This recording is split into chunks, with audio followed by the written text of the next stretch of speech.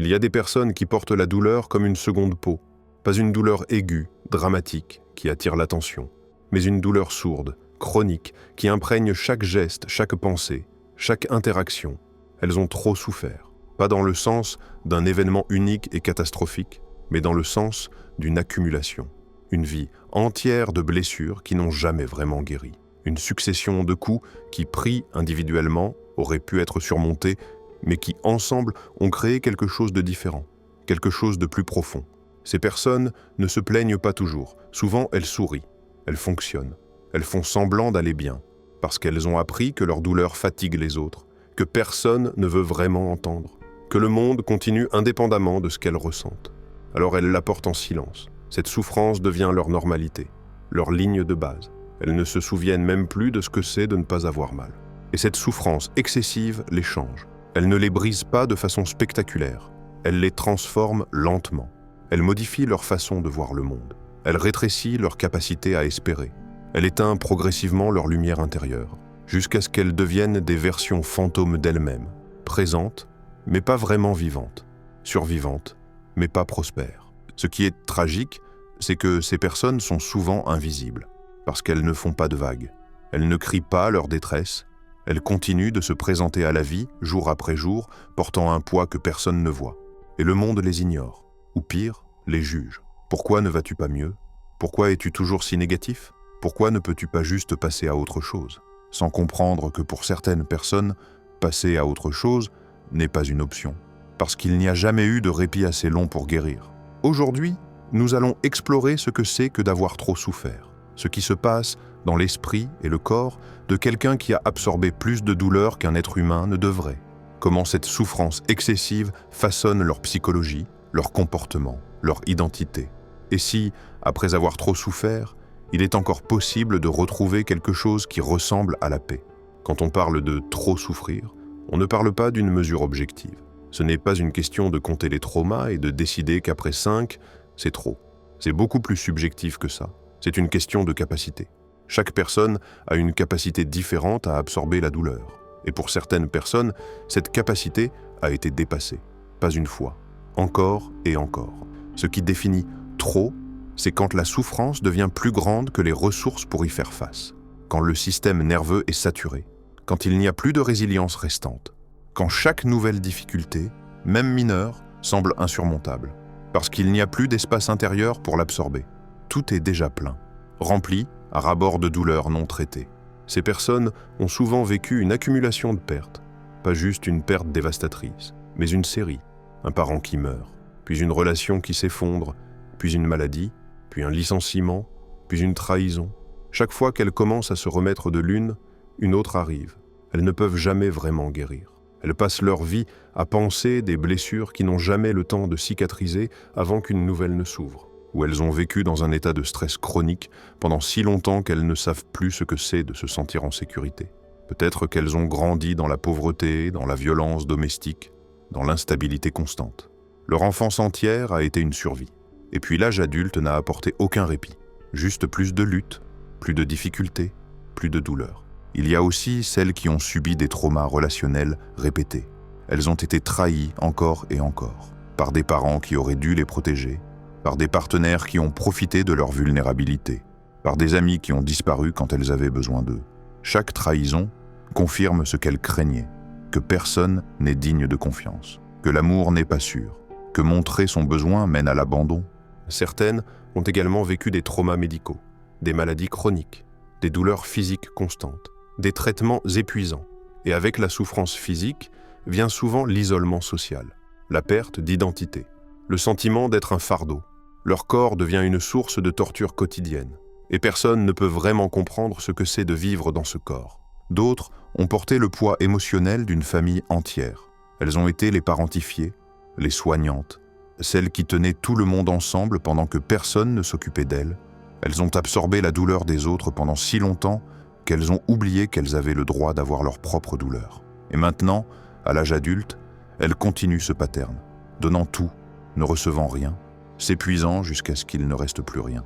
Ce qui unit toutes ces personnes, c'est qu'elles ont dépassé leur seuil.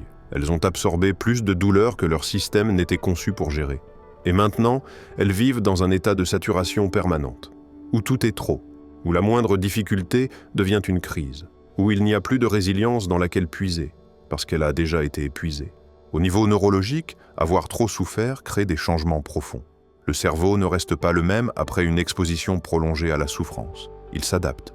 Et ces adaptations, bien qu'elles soient des tentatives de survie, créent des problèmes à long terme. Le système de stress, l'axe hypothalamo-hypophyso-surrénalien, devient dysfonctionnel. Après des années d'activation constante, il finit par s'effondrer. C'est ce qu'on appelle l'épuisement surrénalien. Le corps ne peut plus produire assez de cortisol pour répondre au stress, ce qui signifie que la personne se sent constamment fatiguée, épuisée, sans énergie pour faire face même aux tâches basiques de la vie quotidienne. Cette fatigue n'est pas juste de la paresse, c'est une fatigue physiologique, le corps est en panne. Il a fonctionné en mode crise pendant si longtemps qu'il n'a plus de ressources. Et cette fatigue crée un cercle vicieux, parce que sans énergie, la personne ne peut pas faire les choses qui pourraient l'aider à guérir. Elle ne peut pas aller en thérapie, elle ne peut pas faire de l'exercice, elle ne peut pas maintenir des relations, elle survit à peine. Le système dopaminergique est également affecté. La dopamine est le neurotransmetteur de la motivation, de l'anticipation, du désir. Mais après trop de souffrance, après trop de désirs déçus, le cerveau réduit sa production de dopamine. Pourquoi continuer à motiver quelqu'un vers des objectifs qui ne se réalisent jamais ?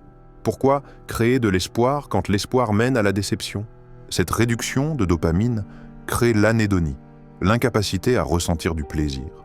Les choses qui devraient être agréables ne le sont plus. Un repas délicieux n'a pas de goût. Un beau paysage ne touche pas. Un moment de connexion humaine ne réchauffe pas. Le monde devient gris, plat, vide de joie. Et vivre dans ce monde gris demande un effort monumental. L'amygdale, toujours elle, reste hyperactive, constamment en alerte, détectant des menaces partout, même dans des situations objectivement sûres, parce qu'elle a appris que le danger peut venir de n'importe où, qu'il n'y a jamais vraiment de sécurité. Alors elle ne baisse jamais la garde. Et cette vigilance constante est épuisante. C'est vivre en état de guerre permanent, même en temps de paix. L'hippocampe, la zone de la mémoire et du contexte, se rétrécit. Les études montrent que l'exposition prolongée au stress réduit le volume de l'hippocampe, ce qui signifie que la personne a du mal à se souvenir des bons moments. Les souvenirs négatifs sont surreprésentés. Quand elle pense à son passé, elle ne voit que la douleur. Les moments de joie, s'il y en a eu, sont flous, inaccessibles. Son histoire personnelle devient une collection de traumas. Le cortex préfrontal, la zone de la pensée rationnelle et de la planification, perd aussi du volume. La personne a du mal à voir un futur, à planifier, à croire que les choses peuvent s'améliorer, parce que son expérience lui a appris le contraire. Chaque fois qu'elle a espéré, elle a été déçue. Alors pourquoi continuer à espérer ? Le cerveau, dans sa tentative de la protéger, tue l'espoir. Et sans espoir, il n'y a pas de motivation pour changer. Il y a aussi des changements au niveau de la connectivité neuronale. Les circuits de la peur sont renforcés. Les circuits de la joie sont affaiblis. Le cerveau devient câblé pour la détection de menaces et la survie, pas pour l'épanouissement ou la connexion. C'est comme si le cerveau était bloqué en mode survie, incapable de passer en mode vie. Et puis il y a l'inflammation. Le stress chronique crée une inflammation systémique dans le corps. Cette inflammation affecte le cerveau, créant ce qu'on appelle la neuroinflammation. Et la neuroinflammation est liée à la dépression, à l'anxiété, aux troubles cognitifs. Le corps et le cerveau sont littéralement enflammés par la douleur excessive. Tout ça crée un état qu'on pourrait appeler l'engourdissement psychologique. Après avoir trop souffert, beaucoup de personnes se dissocient. Elles se déconnectent de leurs émotions. Elles regardent leur vie de l'extérieur comme si elles observaient quelqu'un d'autre. Ce n'est pas un choix conscient, c'est une protection automatique. Quand la douleur devient trop intense pour être ressentie pleinement, le cerveau coupe la connexion. Il engourdit tout, et la personne se retrouve à vivre dans un état de brouillard émotionnel, présente, mais pas vraiment là. Ce qui est particulier chez les personnes qui ont trop souffert, c'est leur façon de se relier aux autres. La souffrance excessive crée des patterns relationnels spécifiques, reconnaissables. Il y a d'abord l'hyper-indépendance. Ces personnes ont appris qu'elles ne peuvent compter que sur elles-mêmes, que demander de l'aide mène à la déception ou à la trahison. Alors elles font tout seules. Elles portent tout seules, elles souffrent seules. Et si vous leur offrez de l'aide, elles la refusent, non par orgueil, mais par protection. Parce que accepter de l'aide signifie devenir vulnérable. et la vulnérabilité est trop dangereuse. Cette hyper-indépendance crée de l'isolement. Les gens autour d'elle ne savent pas qu'elle souffre, parce qu'elle ne le montre jamais. Elles sourient, elles disent « ça va ». Elles minimisent leur douleur, et les autres les croient. Personne ne creuse plus profond. Et elles se retrouvent seules avec leur souffrance, confirmant leur croyance que personne ne peut vraiment les aider. Il y a aussi l'hypervigilance relationnelle. Elles scannent constamment les autres pour des signes de rejet, de trahison, de danger. Un changement subtil dans le ton de voix. Un regard légèrement distant. Un retard dans une réponse à un message. Tout devient une preuve potentielle que l'autre va les blesser. Cette vigilance épuise les relations, parce que l'autre se sent constamment surveillé, testé, jamais vraiment digne de confiance. Certaines développent ce qu'on pourrait appeler une toxicophobie relationnelle. Elles sont attirées par des personnes toxiques, non par masochisme, mais par familiarité. Les relations saines se sentent étranges, ennuyeuses, même suspectes. Si cette personne est si gentille, c'est qu'elle cache quelque chose. Alors, elle sabote les bonnes relations et reste dans les mauvaises. Parce qu'au moins, la douleur des mauvaises relations est prévisible. C'est ce qu'elles connaissent. D'autres tombent dans le pattern du sauveur compulsif. Elles ont tellement souffert qu'elles ne peuvent pas supporter de voir quelqu'un d'autre souffrir. Alors elles essaient de sauver tout le monde. Elles donnent tout. Elles s'oublient complètement. Elles deviennent des éponges émotionnelles, absorbant la douleur des autres en plus de la leur. Et elles s'épuisent encore plus. Mais elles ne peuvent pas s'arrêter. Parce que aider les autres est la seule chose qui donne du sens à leur propre souffrance. Il y a aussi la difficulté à recevoir de l'amour. Quand quelqu'un leur montre de l'affection genuine, de la gentillesse, du soutien, elles ne savent pas comment le recevoir. Elles se sentent mal à l'aise, indignes, suspectes. Qu'est-ce qu'il veut en retour? Elles ont du mal à croire que quelqu'un pourrait les aimer simplement pour qui elles sont. Parce que leur expérience leur a appris que l'amour est toujours conditionnel, toujours fragile, toujours au bord de disparaître. Et puis il y a la peur de l'intimité émotionnelle. S'ouvrir complètement à quelqu'un, montrer toute sa douleur, c'est terrifiant. Parce que si l'autre voit vraiment l'étendue de leur souffrance, il pourrait être effrayé, il pourrait partir. Alors elles gardent toujours une partie d'elles-mêmes cachée. Elles ne partagent jamais tout. Elles restent en surface, même dans les relations proches. Et cette distance les maintient isolées, même entourées. Beaucoup développent également ce qu'on pourrait appeler l'amnésie des bons moments. Elles se souviennent de chaque blessure, de chaque trahison, de chaque déception. Mais les moments où quelqu'un a été bon avec elles, flous, oubliés, minimisés. Leur cerveau, câblé pour la détection de menaces, surencode les expériences négatives et sous-encode les positives. Alors elles vivent avec une vision biaisée des relations. Elles ne voient que le mal, jamais le bien. Au-delà des symptômes neurologiques et relationnels, avoir trop souffert crée quelque chose de plus profond, une transformation de l'identité. La souffrance devient qui elles sont, pas juste quelque chose qu'elles ont vécu, mais leur essence même. Ces personnes développent souvent ce qu'on pourrait appeler une identité de douleur. Quand on leur demande de se décrire, la souffrance est centrale. Je suis quelqu'un qui a beaucoup souffert. C'est devenu leur histoire, leur marque distinctive. Et paradoxalement, cette identité devient confortable, parce qu'elle est familière, parce qu'elle donne une cohérence à leur expérience. Perdre cette identité, même pour quelque chose de meilleur, semble effrayant. Qui seraient-elles sans leur douleur? Il y a aussi ce qu'on pourrait appeler la perte d'innocence émotionnelle. Elles ont vu trop, vécu trop. Elles ne peuvent plus croire aux contes de fées, au happy ending, à la justice du monde. Elles voient la noirceur partout, non par pessimisme choisi, mais parce que c'est ce que leur expérience leur a montré. Et cette perte d'innocence crée une fatigue existentielle, une lassitude face à la vie elle-même. Beaucoup développent un sentiment profond d'injustice. Pourquoi moi? Qu'est-ce que j'ai fait pour mériter ça? Elles comparent leur vie à celle des autres et voient l'inégalité. Certains semblent glisser à travers la vie sans véritable difficulté, pendant qu'elles se battent juste pour respirer. Cette perception d'injustice crée de l'amertume, de la colère, un ressentiment envers le monde, envers la vie, parfois même envers ceux qui n'ont pas souffert autant. Il y a aussi ce qu'on pourrait appeler la compétence de survie surdéveloppée. Ces personnes sont devenues expertes en survie. Elles savent comment endurer l'insupportable, comment continuer quand tout est effondré, comment fonctionner en pleine crise. Mais elles n'ont jamais appris à prospérer, à vivre dans la joie, à se détendre. Leur seule compétence est la survie. Et quand la crise se termine, quand il n'y a plus rien contre quoi se battre, elles se sentent perdues. Elles ne savent pas comment vivre en temps de paix. Certaines développent également une forme de sagesse précoce.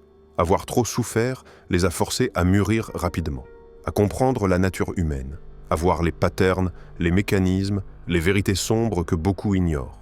Elles ont une profondeur que les autres n'ont pas, une capacité à comprendre la douleur, une empathie viscérale pour ceux qui souffrent. Cette sagesse est un don, mais c'est un don né par la douleur, et elles n'ont jamais eu le choix de le refuser. Il y a aussi la difficulté à imaginer un futur différent. Quand vous avez souffert pendant si longtemps, votre cerveau s'adapte. Il assume que le futur ressemblera au passé. Alors quand vous essayez d'imaginer une vie sans douleur, vous ne pouvez pas. Ce n'est pas que vous ne voulez pas. C'est que votre capacité d'imagination a été érodée par l'expérience. Vous ne pouvez plus visualiser le bonheur. Vous ne pouvez plus croire qu'il est possible pour vous. Et puis, il y a la culpabilité du survivant. Si elles commencent à aller mieux, elles se sentent coupables. Coupables envers leur ancien elles-mêmes qui souffraient. Coupables envers les autres qui souffrent encore. Ai-je le droit d'être heureux alors que d'autres souffrent? Cette culpabilité sabote la guérison, parce qu'elle transforme le bien-être en trahison. Alors face à tout ça, face à cette saturation de douleur, face à ces changements neurologiques, ces patterns relationnels brisés, cette identité de souffrance, la question devient: peut-on guérir après avoir trop souffert? Ou est-ce qu'il y a un point de non-retour? La vérité complexe est que oui, la guérison est possible, mais elle ne ressemble pas à ce qu'on imagine. Ce n'est pas un retour à un état d'innocence. Ce n'est pas oublier. Ce n'est pas effacer la douleur. C'est quelque chose de différent. C'est apprendre à porter la douleur différemment. C'est transformer la relation à la souffrance. Le premier pas est toujours de reconnaître l'étendue de ce qui a été vécu, d'arrêter de minimiser, d'arrêter de se comparer aux autres et de se dire « d'autres ont vécu pire ». Oui, c'est vrai. Mais ça n'invalide pas votre douleur. Vous avez trop souffert. C'était trop pour vous. Et c'est correct de le reconnaître. Cette reconnaissance n'est pas de l'apitoiement. C'est de la validation. Et la validation est le début de la guérison. Le deuxième pas est d'accepter qu'on ne peut pas guérir seul. Après avoir trop souffert, les ressources internes sont épuisées. Il faut un soutien externe, une thérapie spécialisée. Pas juste une thérapie de conversation, mais des approches qui travaillent avec le système nerveux. Thérapie somatique, MDR, IFS. Des approches qui reconnaissent que la douleur excessive vit dans le corps, pas juste dans l'esprit. Le troisième pas est de créer de la sécurité, vraiment, profondément. Parce qu'on ne peut pas guérir si on est toujours en danger, si la vie continue de vous frapper. Il faut créer un espace, même petit, où vous êtes en sécurité, où vous pouvez respirer, où vous pouvez commencer à sentir sans être submergé. Cette sécurité peut venir d'une relation thérapeutique, d'un ami de confiance, d'un espace physique que vous créez, mais elle doit exister. Le quatrième pas est d'apprendre à réguler le système nerveux, à sortir de l'état de saturation, des techniques concrètes, respiration, ancrage dans le corps, mouvement. Ces outils semblent simples, presque simplistes, mais ils sont essentiels, parce qu'ils vous donnent un moyen de gérer l'intensité émotionnelle sans vous dissocier ou vous effondrer. Le cinquième pas est de se permettre de ressentir par petites doses, pas tout à la fois. C'est ce qu'on appelle le titrage en thérapie. Ressentir un peu de la douleur, puis revenir à la sécurité, puis un peu plus, puis revenir. C'est un processus lent, graduel. Mais c'est comme ça que le système nerveux apprend qu'il peut toucher la douleur sans être détruit par elle. Le sixième pas est de reconstruire la capacité à l'espoir. Non pas l'espoir naïf, mais un espoir sage. Un espoir qui a regardé la noirceur et qui choisit quand même de croire qu'il peut y avoir de la lumière. Cet espoir ne vient pas d'ignorer ce qui s'est passé. Il vient de décider que le passé ne dictera pas le futur. Et cette décision doit être prise encore et encore, chaque jour, parfois chaque heure. Le septième pas est de se reconnecter aux autres, très lentement, très prudemment, en commençant par des personnes sûres, des personnes qui peuvent voir votre douleur sans être effrayées, qui peuvent vous tenir sans essayer de vous réparer. Ces connexions sont guérissantes, parce qu'elles montrent que la vulnérabilité n'est pas toujours punie, que l'amour peut exister sans trahison. Le huitième pas est de redéfinir l'identité au-delà de la souffrance. Qui suis-je sans ma douleur? Cette question est terrifiante, parce que la réponse n'est pas claire, mais l'explorer est nécessaire. Découvrir des parties de vous qui existent indépendamment du trauma, des intérêts, des valeurs, des rêves qui n'ont pas été complètement éteints.